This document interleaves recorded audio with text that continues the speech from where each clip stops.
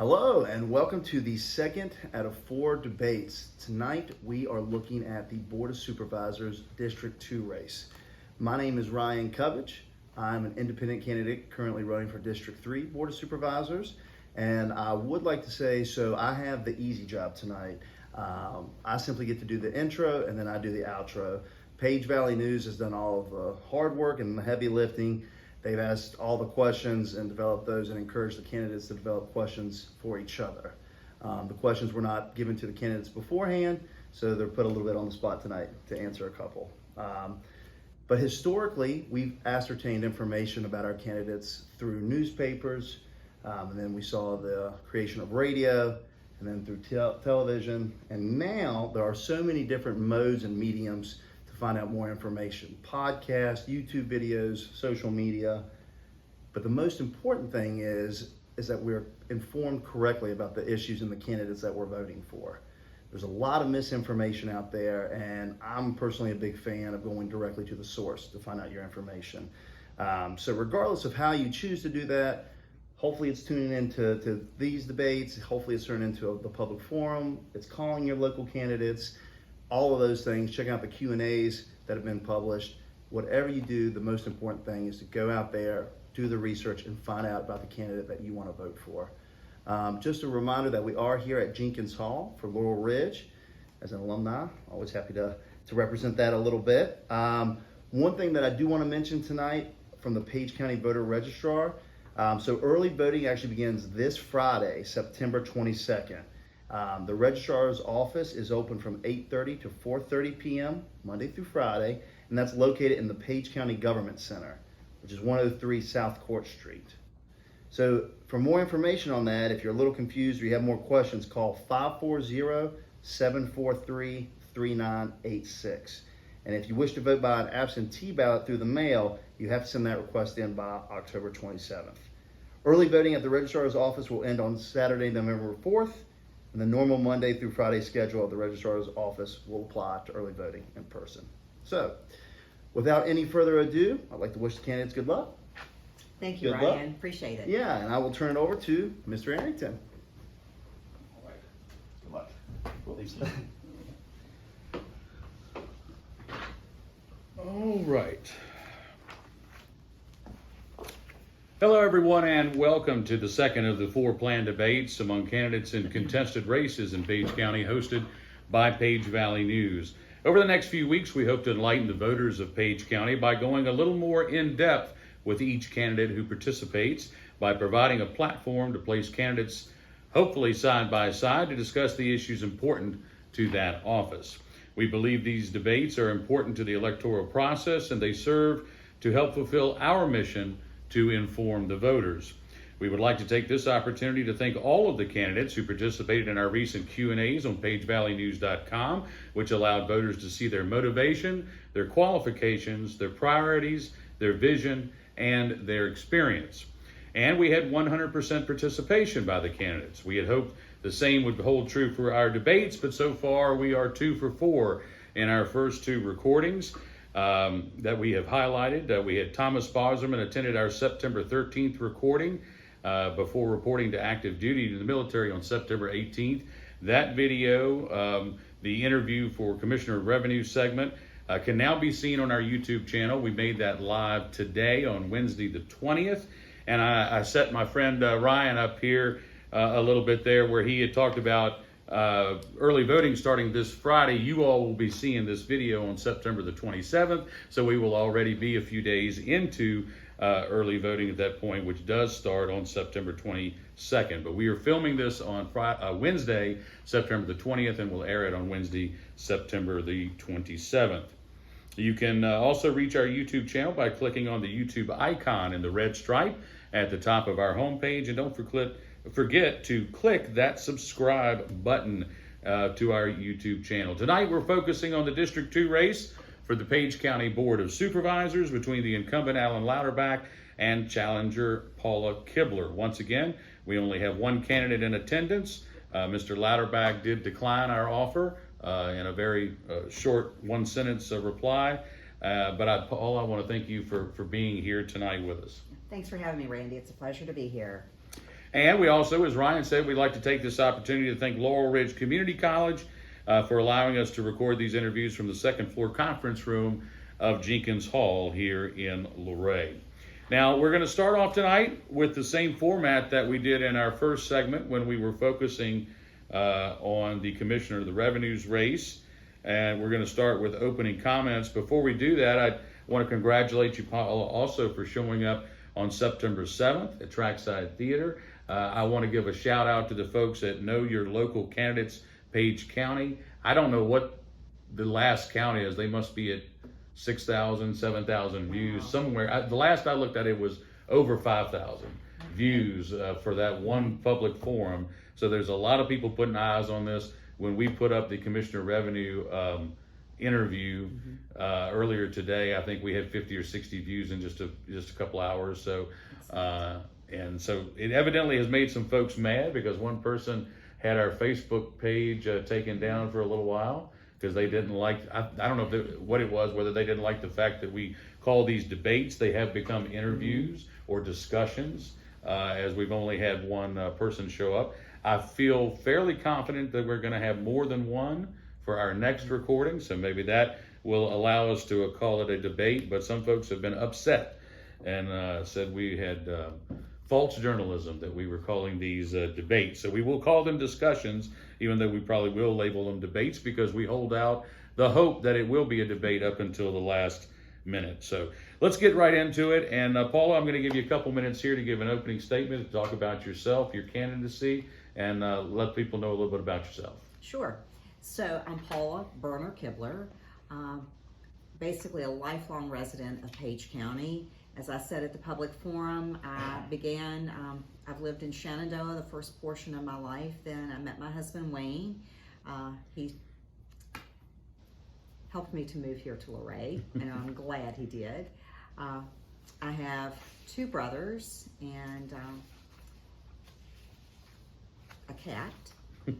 Not a lot of family left, but Hold on, what's the cat's name? We're going to know the cat's name. Puffin. All right, Puffin. Yeah, Puffin. Give Puffin a shout out. Puffin, shout out. He cries for a lot of treats. But no, I'm a local, and I feel that I want to be an advocate for the people. I want to bring a voice to those who feel that they don't have a voice. I think sometimes people feel like just being one person, that their voice doesn't matter, but everyone's voice does matter. And as I said in the interview originally with you, Randy, that my grandfather, who was a Shenandoah Town Councilman, was very, very adamant about the importance of voting. And I feel the exact same way. If you're not going to do something, if you don't vote, I don't feel like you have a lot of right to say a lot of stuff. I think, but when you do vote, you have that right. You're showing up. Well, you segued very nicely right into my opening question. I was going to mention the fact that you did grow up in Shenandoah, and we talked about that your grandfather, I believe, was a town councilman down in the town of Shenandoah for quite a while, and he used to drag you off to those boring council meetings, didn't he? Well, he would drag me to the parades, so that was a fun thing. I was able to throw candy, and I could see it was exciting, when you're able to connect with people on different levels. It's just always been kind of an exciting thing. Maybe that's why I've always loved parades. Mm-hmm. Well, moving on here to my next one, this is a question I always like to ask someone who, particularly in your case, is seeking public office for the first time. Been in the private sector your whole life, may not have a feel for what it's like when you have to kind of flip that switch to the public sector. And what I have written here, I wanted to ask, having a seat on the Page County Board of Supervisors is one of the most difficult public offices, I think, in the entire county to hold, because it deals with so many various issues, touches so many different groups. Councils, in a way, deal with some of the same things, but it's on a smaller scale, and you're dealing with fewer people. But here, you're subject to scrutiny or request or anything from almost anyone out there. So the simple question is, why in the world are you putting yourself through this? Well, I've been asked that question a lot, as you can imagine. For me, being able to represent my county and to be able to make a difference in a positive way, I can't think of anything that would be more gratifying. I'm taking it on as a challenge that I want to make things as good as I can make them. And I want to be really proud to say I helped to make things better. So to me, that is extremely gratifying. Well, going back to the point that the Board of Supervisors has to deal with so many different issues. I mean, they deal with everything from multi-million developments to coyote bounties. So, I mean, it is a wide range of things. What experience and qualifications do you bring to the table for those type of discussions? Well, as I said in the Q&A, living in Page County virtually all my life, and being a volunteer in a number of organizations, I think I have been able to reach so many different people. So when you have someone that I can talk to someone, whether they have a 4th grade education or whether they have a master's degree or a doctorate, I'm not going to take when they say something to me, I'm going to take that equal for both parties. Not one person is going to be dismissed because of lack of education, or someone is going to get more preferential treatment because of more education. I think that when we have good communication with everyone, I think that sets us up to be successful. You talking about some of the things that you've done. I remember back when you were head of the United Way, when United Way had a good, strong chapter here in Page County that has kind of shrunk since then and kind of been taken in under the umbrella of Winchester, I believe. But was there anything about that time in that organization and working with that maybe taught you something about the community and you didn't know? Absolutely. I think sometimes most of us tend to have friends, relatives that are very similar to us. But when you get out and you are helping people and they're coming to you because they're in need, you see a whole different side of life. Personally, I know, and I'm going to refer to, I know we were talking about the United Way, but I'm going to refer to when I was with truancy in the school system. When I would go to some of the homes, like I said, here we are in the 21st century, and the things that I saw were heartbreaking, and they were also, it made me more grateful, certainly, for what I have. I know I would come home and I would say, gee, I should never want anything again in my life. I feel like I'm a Rockefeller. And because I see people that have so little. And a lot of that comes down to education. But I just think that when you're able to connect with people from various income levels, it makes a tremendous difference in how you perceive the big picture. Yeah. You're not just looking at the people that have the money to do certain things, to go on nice vacations, to go out and eat. You know, you're talking with people that sometimes they won't have enough money or they don't have food for their children. The school system had, I can't remember what the conference was or what, but they had a program recently at one of the schools where they had folks, it was a poverty training thing, where they basically said, here's your income and here's your expenses, and you know how are you going to make it work? And I think it was an eye-opening exercise for a lot of people, because I mean, I can remember being single in my 20s and living off of ramen noodles, but for a family of 4 or more that has to live off of one income or below the poverty line, they make decisions that we don't even consider. Right. So I'm going to circle back again to a little bit and touch on the same question I've been talking about, or at least the point that there are so many different things that the supervisors have to deal with. And knowing that there are different issues and the boards deal with, and knowing that no one can be an expert on every issue, how will you approach issues that you don't know much about? Well, I'm a person that if I don't know something, I don't hesitate, I don't mind to say, I don't know about this, but I'm gonna find the person who does know about it. I'd rather go to an expert than make up something or just kind of halfway do something saying, oh, I think if we do this, that should be good enough. You need to get the right answer, and sometimes those right answers might take a little time, but I think when you tell people, hey, I'm looking into it, I'm working on it, it might take me a little time. You need to set those expectations. Say, hey, I won't have it tomorrow night, but I might have it within 2 weeks. And I think when you allow that expectation process, I think people are more lenient and understand that you are trying to do something for them. One big issue in the county that is not going to go away anytime soon, in fact, it's probably going to increase, is the issue of big development. Whether we like it or not, Page County is reaching a point in which it's attracting multi-million-dollar investors and multi-million-dollar projects.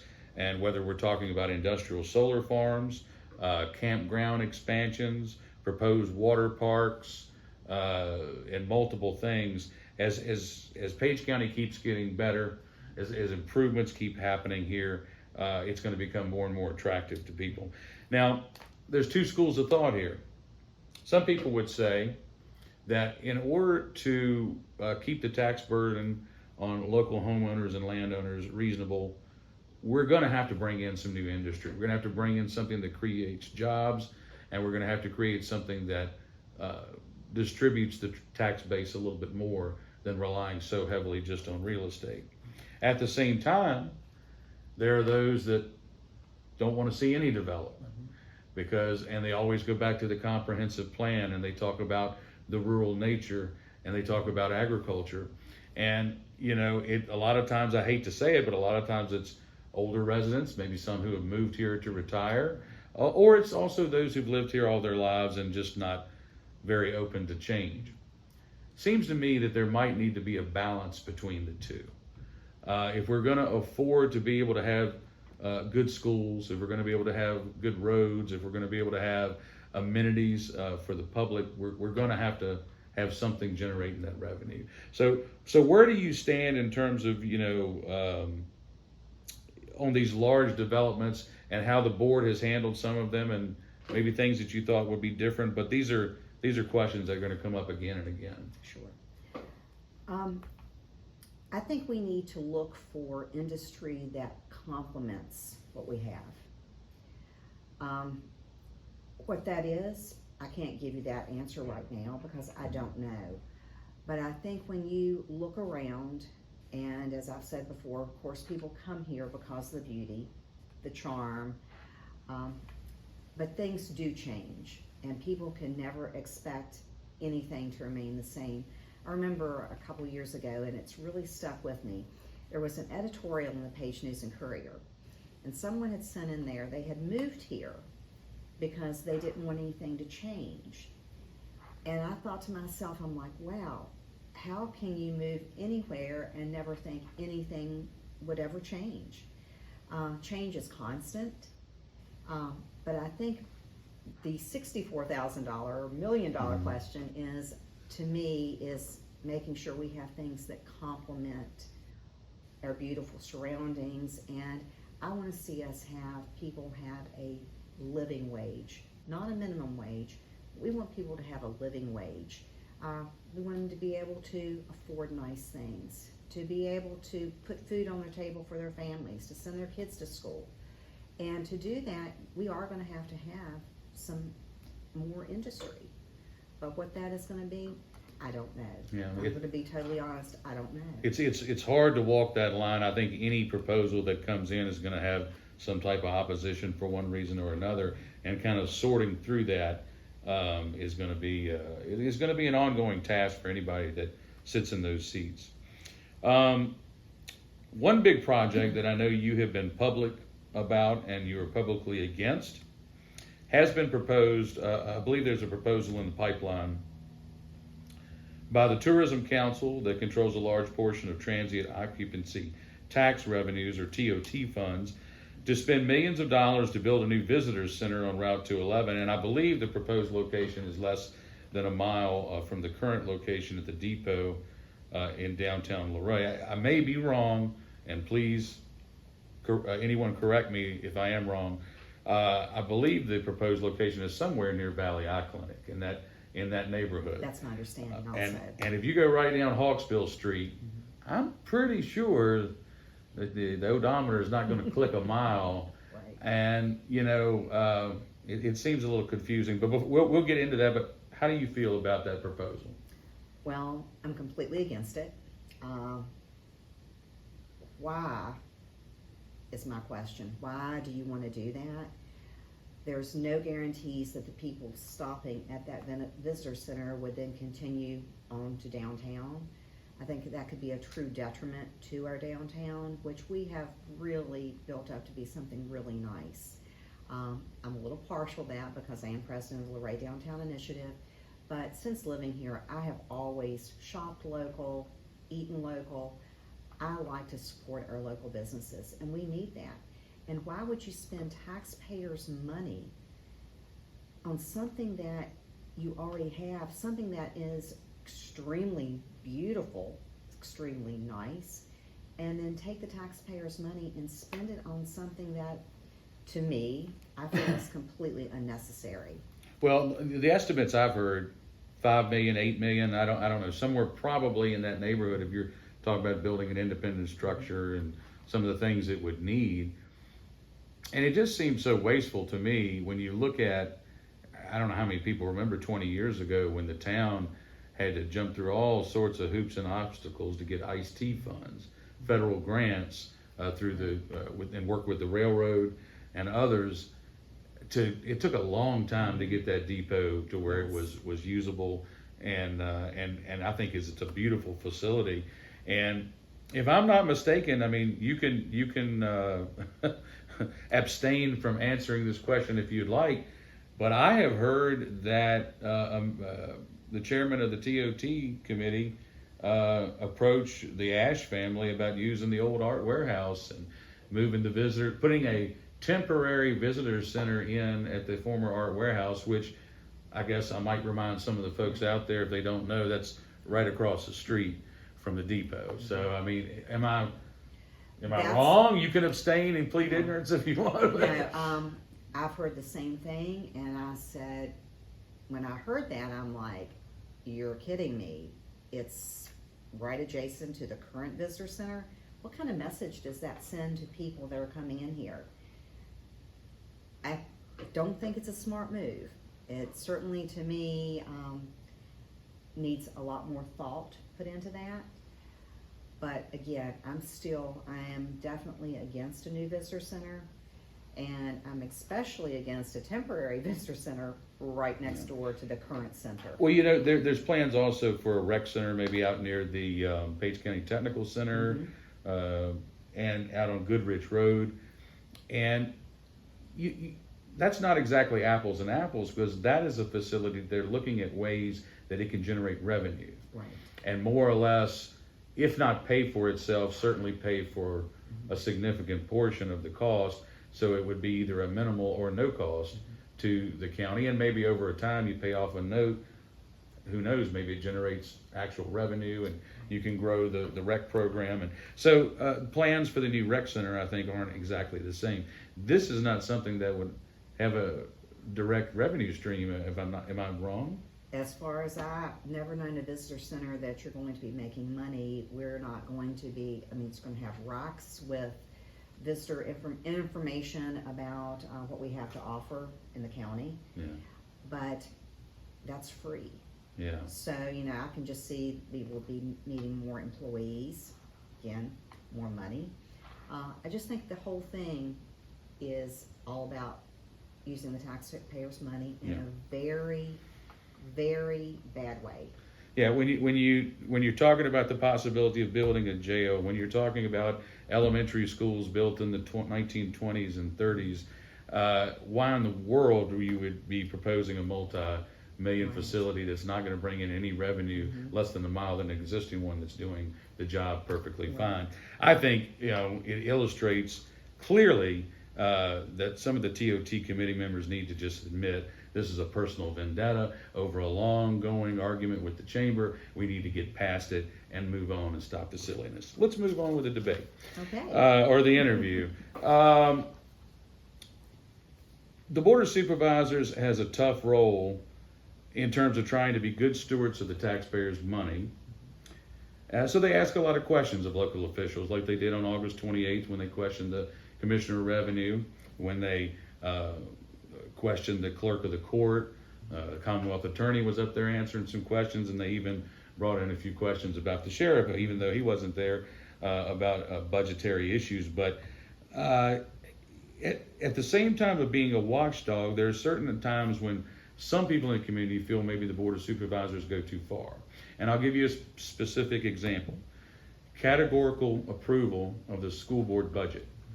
To many people that says, we don't trust this other elected board, so we're gonna look over your shoulder and micromanage you. Where is that balance, and what do you think the board's doing right in that regard? What do you think it's doing wrong? What would you do differently between trying to balance being a watchdog of the taxpayer dollar over maybe being a little too overbearing or micromanaging?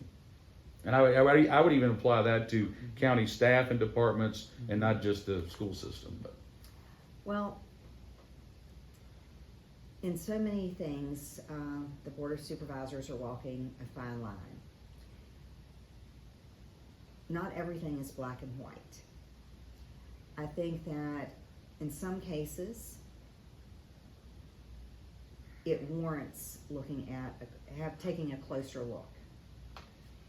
How do you determine which departments need a closer look? I think when you have really good people that are working for you and know how to do their job, I'm of the mindset that they're doing a great job. I don't need to micromanage them. If they weren't doing such a great job, yeah, there might be, a little bit closer look. But I just think that you have to take each case by case. Everyone too deserves, I think, a second chance. Where if there's something that's going wrong, you might say, hey, let's clean this up. I know you can turn things around, and they turn it around, and you don't have to do that micromanaging as much. it's tough. It's tough. I mean, it's no different than raising a child. You want them to do what you tell them to, but if you come on too strong, you push them away, and you at some point you gotta let them make their own decisions and hope they make the right ones. Or being a parent, being a boss, managing a business, it is a fine line there, and I think that's a tough one that supervisors have to deal with. For good reason, the supervisors are often highly critical and highly scrutinize the school system. It's the largest part of the local budget, somewhere around $45 million annually right now. How do you feel about the supervisors, that categorical approval of the school budget? And do you think the supervisors should have more or less control of those decisions flow over to the school board? Well, I think we have a great school board. I think they know what they're doing. I don't think they need to have that categorical approval. The school system that we have here, I think deserves more respect. And I think that if I'm elected as a board member, I want to understand as much about the process, how things work in the schools, why you would need money for certain areas. You don't know what you don't know. But I think that if we seek to understand that, and the communication there, I think can make a huge difference for everyone. But I do want us to be better. I'd like to have a really great relationship with our school board and the people that work for us and go out every day, because it's not easy, and I've seen firsthand how difficult it can be, and I've seen how the teachers do the best they can. And of course, we're in an age right now where lots of times their hands are really tied in certain situations. And we need to make sure we give them their support. But I do think that we have a really good school system, and I think we just need to show them that we feel that they're doing a good job. It's oftentimes an adversarial relationship because the school system, the Board of Supervisors controls the money, and the school board always, asks for money. And of course, there's a lot of unfunded mandates from Richmond that come down, and there are buildings that need repair, and we're always fighting teacher retention. Many of those things are on the upswing right now, and we're showing improvement. But how do you think that communication is right now between those two entities, and what could be done to make it better? Well, I've spoken with one of the school board members, and from talking with her, it sounded like there is somewhat of a lack of communication. I know that I myself am going to be attending a forum I was invited to, because I thought, this is going to help me if I'm elected, even if I'm not elected, to understand more about the school system, how the school board works. But from the little inklings that I hear, it sounds as if they're not maybe on the same page. And I would like to see us on the same page and really having a growth mindset. I think the better educated our children are, the better our community as a whole will definitely be. I am a believer of that. I think that education has been underrated in this county in the past, and I would love to see it elevate on a lot of people's priority scale.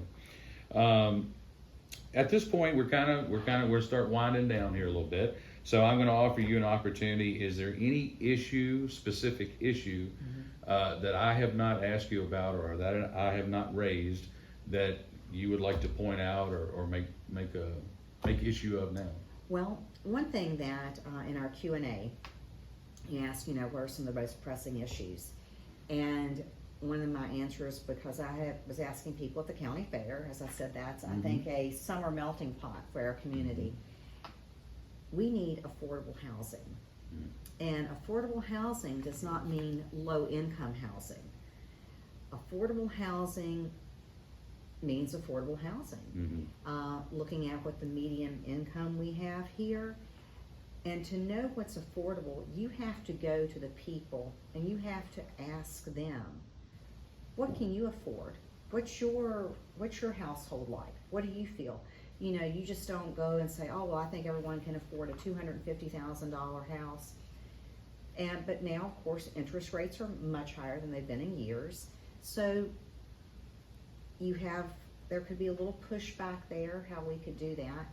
But I think if we get some local developers, form a group to have kind of a brainstorming session, say, hey, how can we have affordable housing here? And when you make those affordable homes available, you hope that the people have pride in them. Lots of times when people receive a home, they're so excited, and sometimes people have never had a home. When they've grown up, they've always maybe rented or lived with family members, and they're really excited. And there's nothing like seeing someone going into a new home, and they just feel a sense of pride. And I would like to see us give that to more people. There's definitely a need. The apartments that went up right over here on Airport Road, not far from where we're sitting, they filled up pretty quickly. I'd love to see another project with People Inc., but gosh, I hope it wouldn't take 10 plus years to get it completed. That project took quite a while and got derailed with some funding issues and other things. This is kind of like a closing statement, because we're going to do your closing statement in a moment, but specifically, I'm going to ask you a similar question that I asked at the end of our first interview. I won't call it a debate. In some voters' minds, they'll see you as a first-time office seeker versus an experienced supervisor. He's had a couple of different stints, going back to the early days of when the landfill was a big issue. He was in there in the early days of that. He's back now and has been in there for a few years. So you're that challenger trying to unseat that incumbent. why should the people of Page County in District 2 vote for you here in the election in 2023? Well, first of all, Mr. Louderback probably, as a politician, probably has forgotten more things than I will ever know about politics. And I know that he's been involved, House of Representatives, you know, he has a stellar resume. However, I think being on the level, I'm gonna say the level of the people that I feel I have a good connection with people. People have always opened up and told me things that I never even asked, you know, to know. And I think people feel comfortable with me. I think when you feel you have a representative that you can go to, that you feel like they're going to listen to you, sometimes people just want to be heard. Mm-hmm.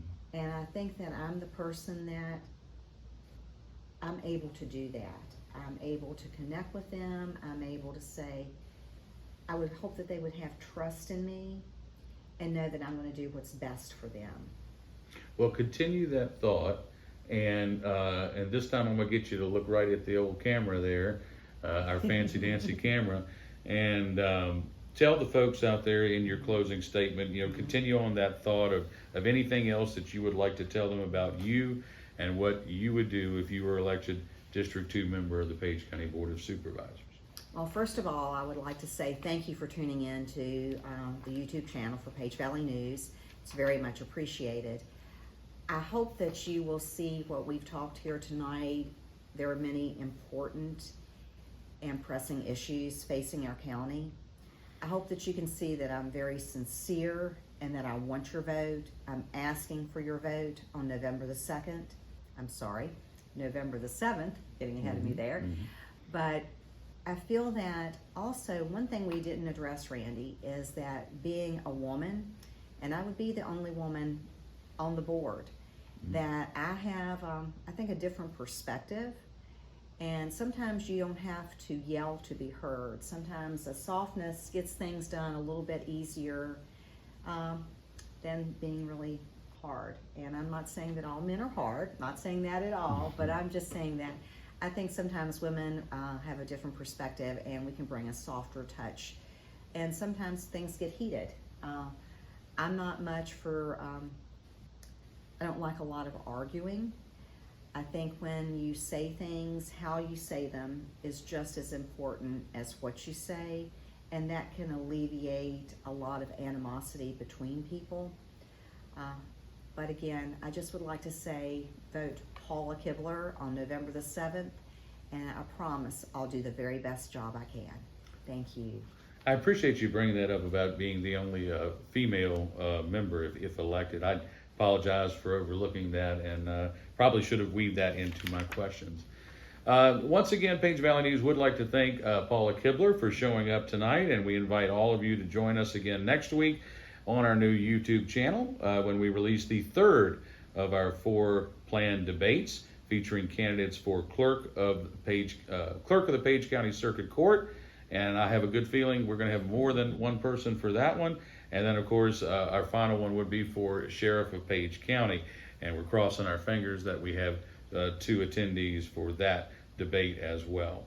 Once again, we would like to thank Laurel Ridge Community College for allowing us to record here in the beautiful setting of Jenkins Hall. For Page Valley News, I'm Randy Arrington saying thanks for clicking on our video. Don't forget to hit that subscribe button on our YouTube channel, and you can click on the YouTube icon on that red stripe at the top of our homepage on pagevalleynews.com to go to our YouTube channel, and we're planning to put more content on later. Right now I have one old sports clip on there, and we're putting these debates, quote unquote debates or interviews on there now, but later on we hope to add more original content as we go along. So I'm going to thank Paul again, and I'm going to step aside. I'm going to wish you the best of luck. Thank you, Randy. And I'm going to turn it back over to Ryan Covage.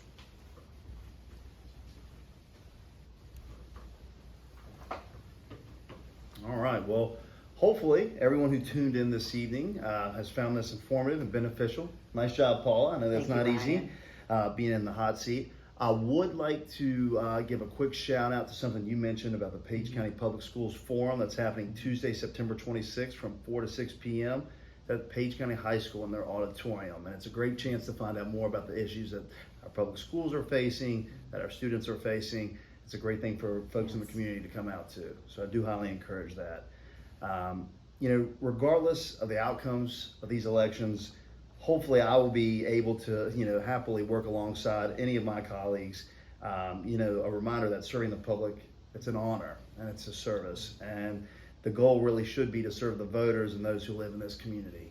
So again, regardless of how you choose to find out your information, how you choose to learn and research your candidates, take the time to do that due diligence.